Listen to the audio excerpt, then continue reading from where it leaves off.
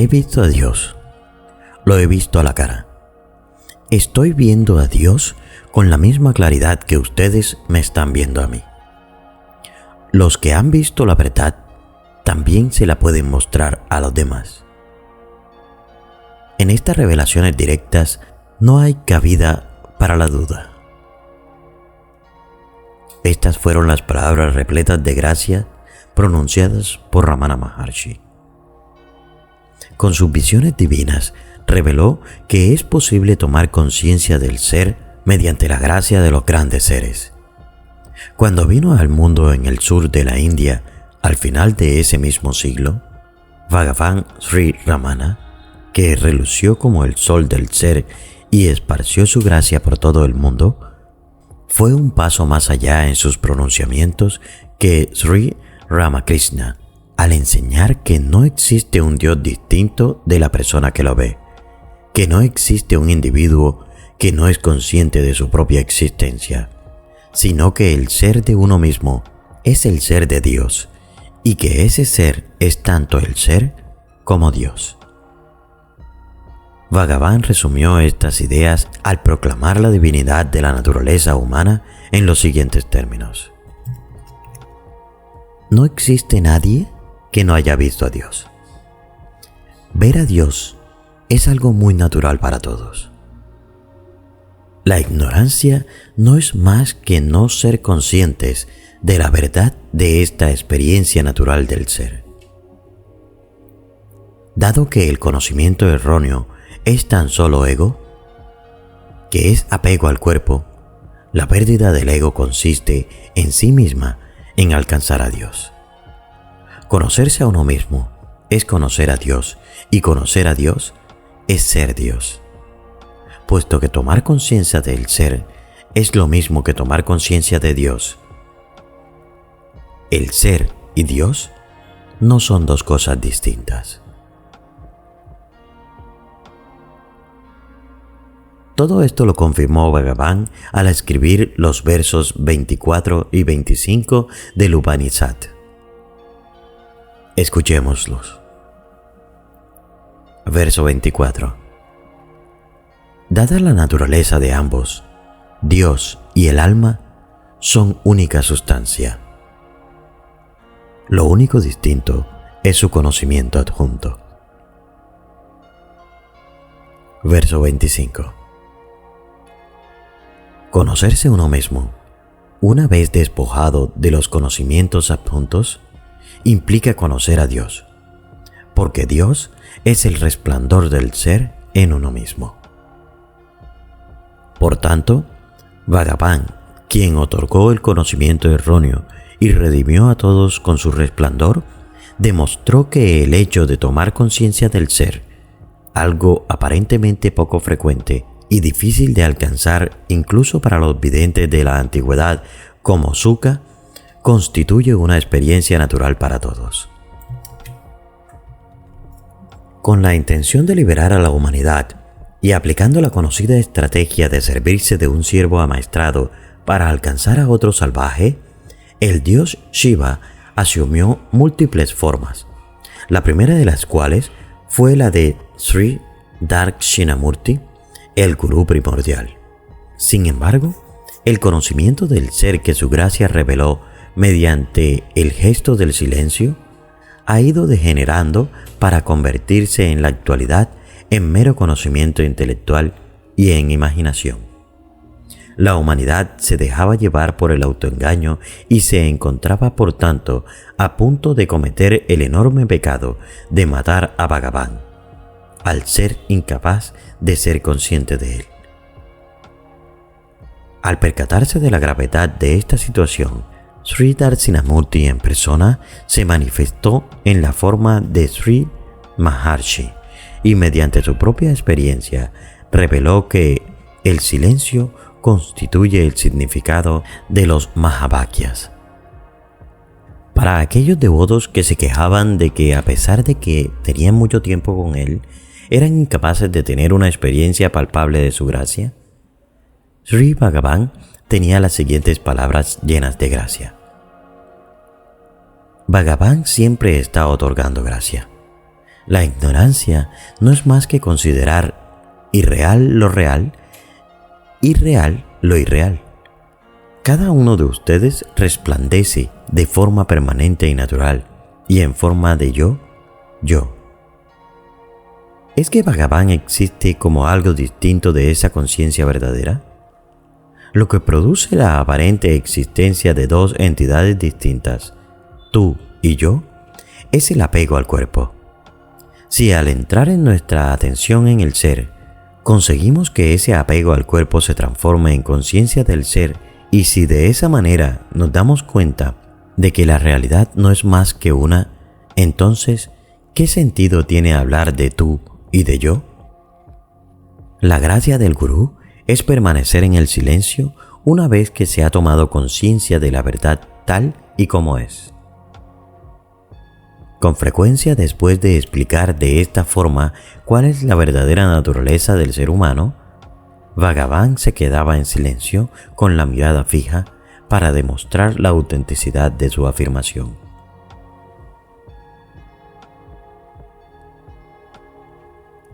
En los siguientes versos, Bhagavan describe la supremacía del silencio del gurú en semejantes circunstancias. Gurú, Señor Jnana, el poder de la ilimitada grandeza del ser es el silencio supremo que echa por tierra los inútiles argumentos de aquellos que tienen la mácula del espejismo de los deseos mundanos.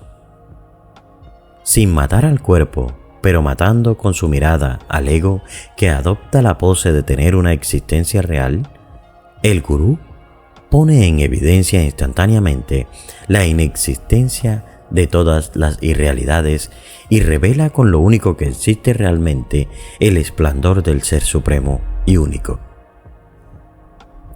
Resulta imposible contemplar la divina danza del conocimiento del ser en el corazón hasta que la danza de esa mente rebelde sucumba al divino poder de la espada del auténtico conocimiento que enarbora ese gran héroe, el Sadgurú, que ya ha decapitado a su propio fantasma, la mente. Bhagavan nunca le inculcaba una disciplina a nadie. Por naturaleza, su intuición consistía en practicar él mismo todas las disciplinas de conducta que le imponía a los buscadores espirituales. Sin embargo, nunca permitió que los que confiaban plenamente en él se excedieran. Los corregía en privado con amabilidad. De hecho, algunas personas se quejaban de que Bhagavan nunca reprendía en público las conductas deficientes de algunos de sus devotos. Al percatarse de la desesperación de una de estas personas, Bhagavan reveló su punto de vista al respecto con las siguientes palabras: ¿quién debe corregir a quién? ¿No es el Señor el único que tiene la autoridad para corregir a todo el mundo? Lo único que puede hacer cada cual es corregirse a sí mismo. Eso, en realidad, es corregir a los demás. El Ser Supremo al que grandes encarnaciones como Krishna, Buda, Jesús y Mahoma se han referido siempre en tercera persona, es decir, él, ella o ello, en lugar de utilizar el pronombre yo, es ahora revelado por Ramana Maharshi en primera persona mediante las siguientes explicaciones. La auténtica naturaleza del hombre es conciencia. En su estado natural, el hombre no es consciente de nada. ¿Por qué? Porque solo existe algo cuya naturaleza es conciencia de existencia. Y como eso es el estado natural del hombre, en ese espacio supremo de conciencia, completo en sí mismo y no dual, no hay cabida para dualidades ni trinidades. Por ello, la ciencia del ser no es más que el hecho de que el hombre reconozca que su auténtica naturaleza es puramente existencia-conciencia, dicha autoconciencia del ser, que no tiene limitaciones y además de la cual no puede existir nada más, se describe en términos de conocimiento-visión y de autoconocimiento del ser. Al tiempo que el Ser Supremo se lo califica de pleno y que las características de dicha plenitud son ausencia de dualidades y compartimentaciones, en el estado del Ser Supremo se sabe que en la verdad absoluta no existe la aparente Trinidad constituida por el proceso de ver, el sujeto que ve y el objeto visto, sino que es algo que solo se produce como fruto de la imaginación. En una ocasión, Bhagavan me dijo que los pensamientos surgen como destellos, que no hay ningún pensamiento continuo. Es como el ciclo de la corriente alterna, pero tan rápido que da la sensación de no parar nunca. Al igual que sucede con la luz que produce una bombilla eléctrica. Si uno pudiera concentrarse en los intervalos que hay entre los pensamientos, en lugar de concentrarse en los pensamientos mismos, quedaría establecido en el ser. Sus enseñanzas siempre resaltaban que la mente y el pensamiento son exactamente lo mismo, que no es más que un montón de pensamientos. Asimismo, el ego y la mente son idénticos y surgen simultáneamente. Al surgir el ego, surge todo lo demás. El ego es la raíz de todos los pensamientos. No obstante, verdaderamente, la mente no es más que el concepto de yo. El ego es tan pasajero como el pensamiento y, en realidad, no existe verdaderamente. ¿Acaso no se dice en el budismo que tales cosas como el ego no existen? Ellos nos conducen directamente al Advaita. Ahora bien, el Advaita no es lo mismo que se suele entender por monismo, y tampoco constituye un eslogan para evitar dificultades. Obviamente significa no dos, pero esto no equivale a decir uno, aunque el pensador poco avesado le cueste ver las diferencias. Si lo llamamos monismo, establecemos como premisa que es uno e inferimos la existencia de una secuencia. 1, 2, 3, etc. Que no existe porque solo existe el no dos. Cuando vemos las cosas, percibimos una dualidad que no tiene por qué ser irreal. Solo es irreal en el sentido de que solo existe el no dos. Aparentemente está ahí, pero es algo efímero y pasajero. Esta manifestación pasajera se denomina maya, término que se suele traducir como ilusión o espejismo, aunque realmente significa lo que no existe o lo que le pone límites a lo ilimitado. De hecho, todo aquello que percibimos a través de los sentidos está en la mente.